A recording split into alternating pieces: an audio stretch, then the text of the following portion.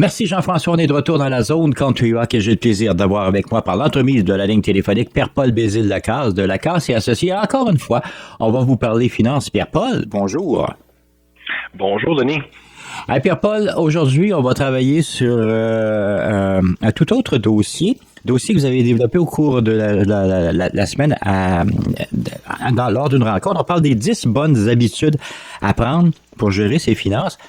Et mon point de départ, la question de point de départ que j'aimerais poser, ça sert à quoi de bien gérer ses finances? Oui, au niveau financier, c'est une chose, mais il y a d'autres éléments bénéfiques à côté qui sont intéressants. Ben oui, effectivement. Donc les bonnes raisons de gérer ses finances, évidemment, il y a le fait de ne pas être dans le trouble financièrement, mais mettons qu'on les décortique, l'augmentation de la liberté financière. Je dirais que c'est ça, moi, puis c'est l'élément qui m'habite le plus parce que je l'ai vécu. Hein. Le fait que j'avais une bonne gestion de mes finances m'a permis d'avoir la liberté financière pour démarrer mon cabinet il y a 4 ans. Fait que si j'avais pas eu ça quand j'ai quitté mon ancien cabinet, j'aurais été obligé de me joindre à une autre grande firme. Là. J'aurais pas eu le choix parce que ça prend du capital pour démarrer une entreprise, ça prend d'investissement sur plusieurs années. Donc, si tu n'as pas l'autonomie financière nécessaire pour faire ça, ben tu peux pas le faire ou tu le fais à très grand risque. Et moi, malgré tous les éléments, on a besoin d'une marge de crédit importante quand on démarre ce genre de cabinet-là. Et pour avoir ça, ça te prend des garanties. Puis pour avoir des garanties, ça te prend de l'argent. Donc, l'augmentation de la liberté financière, ça permet aux gens de dire non à des choses qu'ils ne veulent pas. Ça permet de dire que si tu subis de l'abus à ton emploi ou si tu subis de l'abus par ton conjoint, tu peux quitter une situation néfaste ou négative parce que tu as une autonomie financière. Donc, pour moi, ça, c'est le plus grand critère. Sinon, évidemment que de bien gérer ses finances pour énormément de personnes, ça va contribuer à diminuer le stress. J'ai déjà eu une cliente, on en a probablement déjà parlé ensemble, mais une cliente qui avait de la fibromyalgie puis qui avait tout ça, qui s'est présentée à moi avec une canne, beaucoup de difficultés à se mouvoir. Et puis, après seulement 6 mois on avait déposé une faillite, puis 6 mois plus tard, elle avait plus de dette, évidemment, et le stress avait tombé et elle marchait droit, elle avait pas de canne. Et donc, c'est pratiquement un miracle parce que la diminution du stress, ça a un impact physique également. Et toute la diminution de la charge mentale en général. Donc, on avait déjà parlé dans d'autres chroniques, la recherche du bonheur et les éléments qui font augmenter le bonheur. La dette est un élément qui contribue à augmenter le malheur des gens.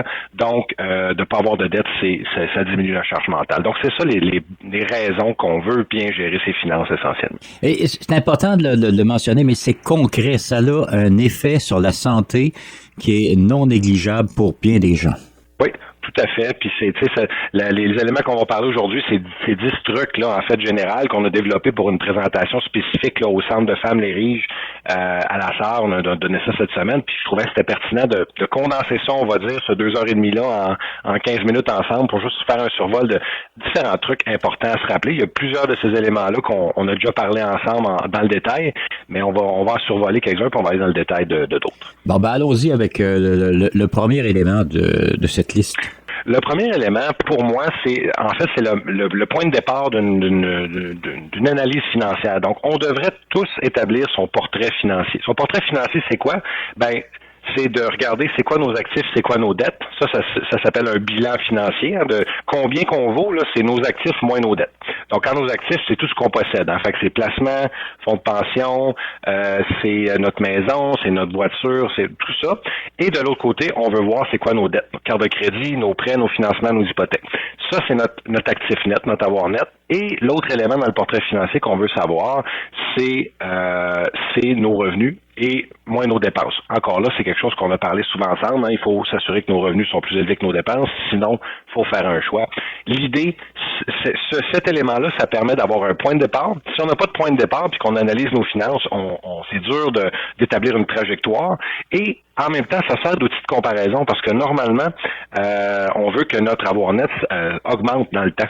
Donc, ça nous sert d'outil de comparaison à savoir combien je vaux aujourd'hui, puis combien je vaux dans 5 ans, puis combien je vaux dans 10 ans. Ça, c'est drôlement important, ça. Puis, est-ce qu'il y a un âge particulier? C'est bon de le faire le plus tôt possible, mais comme il y a une certaine génération qui a peut-être pas été habituée à gérer ses dépenses de cette façon-là, on arrive des fois à 50, 60 ans, puis c'est peut-être plus compliqué là, de faire cette étape-là.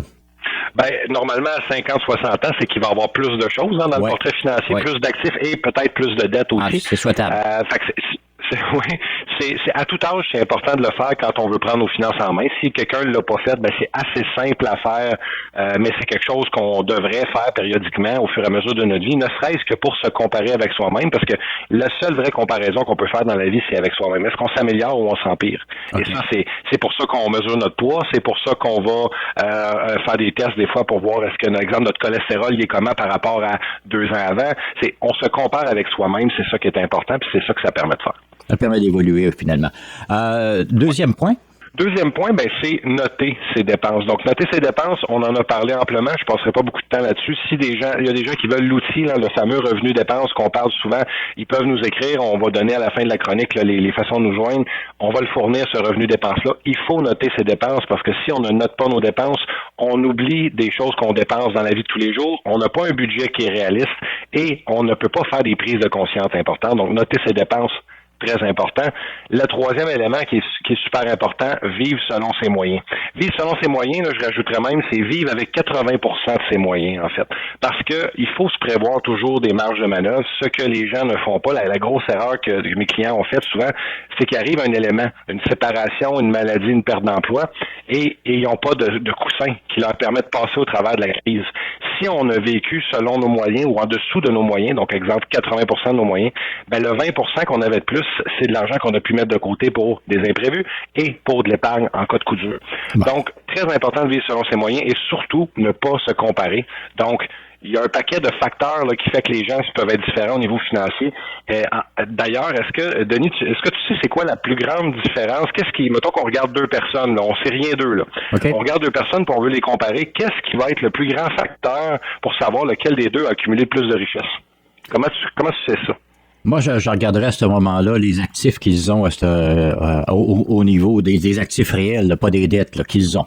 Oui, ben tout à fait, c'est ça. Mais comment qu'est-ce qui est le plus grand facteur à savoir si quelqu'un a réussi à accumuler plus d'actifs qu'une autre personne? Bon, je te dirais que c'est son attitude. T'as probablement t'es probablement très proche de la réponse, mais aussi banal que ça peut paraître, c'est l'âge. Ah, bon. Parce que les gens oublient que quelqu'un de 50 ans, il a eu plus d'années pour se bâtir quelque chose que quelqu'un de 40 et que quelqu'un de 30. Oui, effectivement. Donc, quand on compare des pommes avec des pommes, on veut comparer des gens au même moment de leur vie.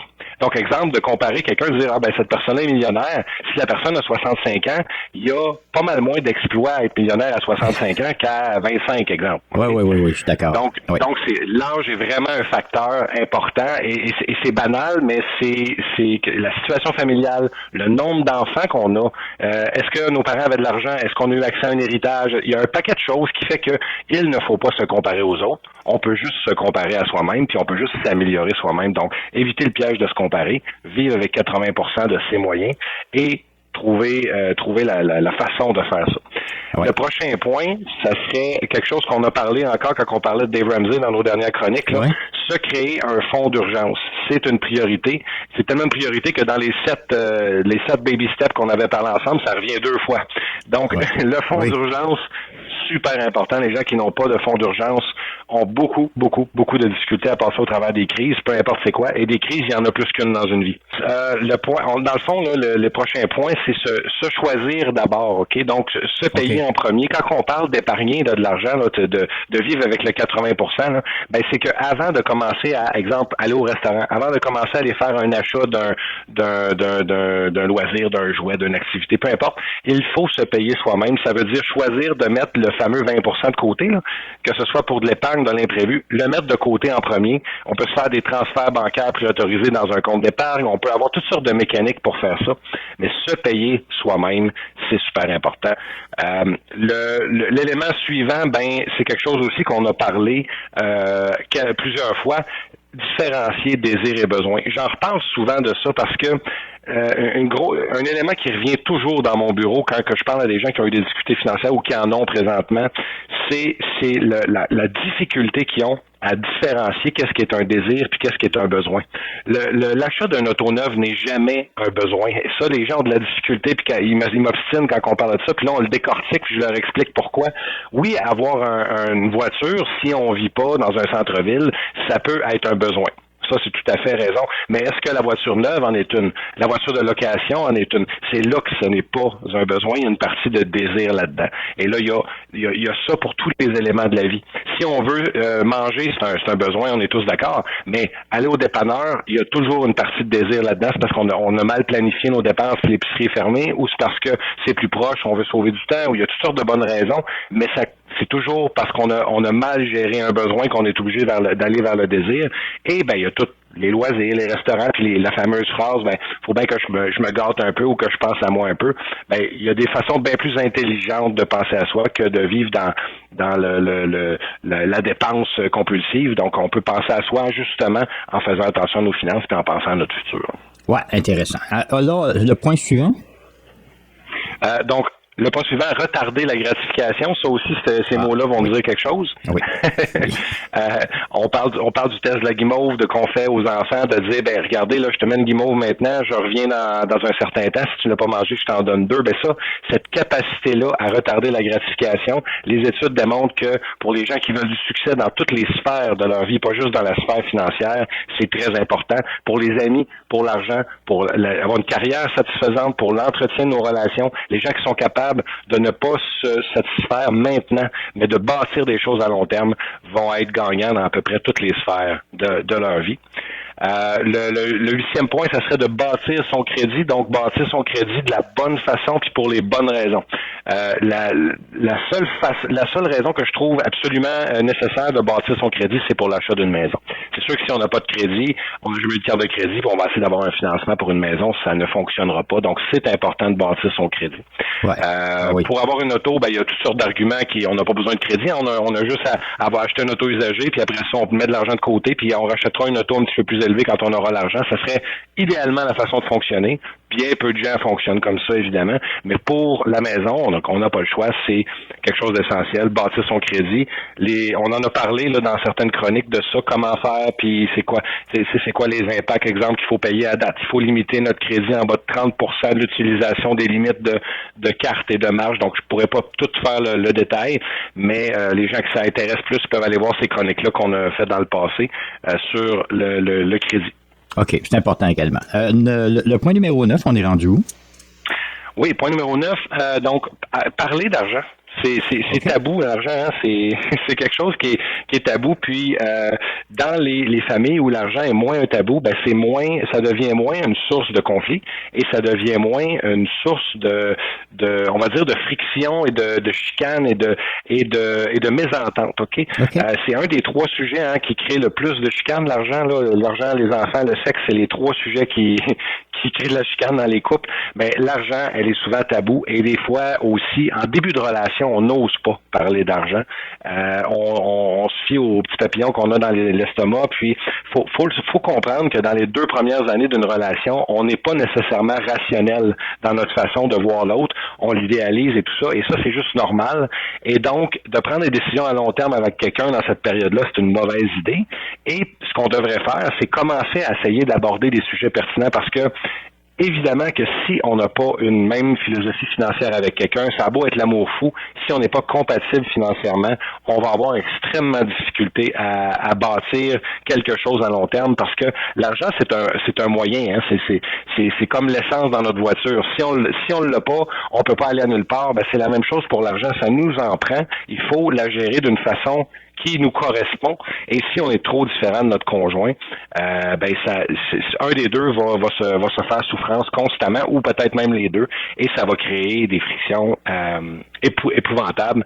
Et le fait d'en parler, ça dédramatise aussi. De parler quelque chose, ça enlève un petit peu l'emprise que ça peut avoir sur nous. Donc, pour des gens pour qui l'argent, c'est très important parce qu'ils ont vécu des choses dans leur passé ou ça leur a été transmis par leurs parents, d'en parler, ça peut diminuer l'impact de posséder l'argent puis d'arrêter de voir ça comme une fin, mais plutôt le voir comme un moyen, comme un outil pour se rendre à quelque part. OK. Rapidement, le 10e point, parce qu'on arrive vraiment là dans les dernières secondes de l'entrevue. Le 10e point, c'est un éléphant, ça se mange une bouchée à la fois. Donc, on fait rien de tout ça en une journée. On ne devient pas millionnaire en un an. On bâtit pas des avoirs rapidement. Il faut être patient et il faut prendre ça une bouchée à la fois. Et si on a besoin d'aide, on se fait accompagner et voilà. On va réussir. Eh bien, on donne les coordonnées rapidement, Pierre-Paul? Oui, les gens peuvent nous joindre au 1-844-LACASSE, peuvent nous écrire au info@commercial-lacassesyndic.com, peuvent aller sur notre site Internet, Facebook, LinkedIn, Lacasse et Associés. Génial. Hey, Pierre-Paul, encore une fois, merci beaucoup. Merci, Denis.